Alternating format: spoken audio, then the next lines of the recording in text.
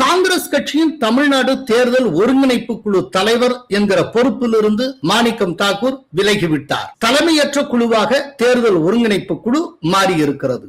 செல்வ பெருந்தகை தன்னுடைய ஆதரவாளர்கள் 20 பேருக்கு வாய்ப்பளிக்கும் வகையில் வேட்பாளர் பட்டியலை தயாரித்து டெல்லிக்கு அனுப்பியதாக கூறப்படுகிறது. அதற்கு எதிர்ப்பு தெரிவித்து KS அழகிரி, திருநாவுக்கரசர் உள்ளிட்ட முக்கிய தலைவர்கள் டெல்லிக்கு கடிதம் எழுதினர். ஜோதிமணி, மாணிக்கம் தாக்கூர் உள்ளிட்ட எம்பிக்கள் புகார் அளித்தனர். நேற்று சென்னையில் உள்ள சத்தியமூர்த்தி பவனில் போராட்டங்கள் வெடித்தன.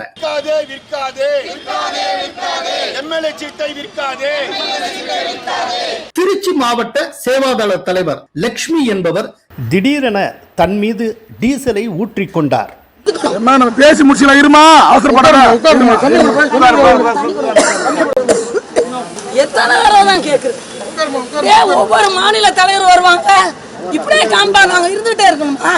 இவ்வாறான தொடர் குழப்பங்களால் டெல்லியில் நேற்று நடக்க இருந்த ஆலோசனை கூட்டம் தள்ளி போனது. காங்கிரஸ் வேட்பாளர் தேர்வில் இழுபறி நீடிப்பது அந்த கட்சியினரிடையே மனச்சோர்வையும் குமுறலையும் ஏற்படுத்தி உள்ளது.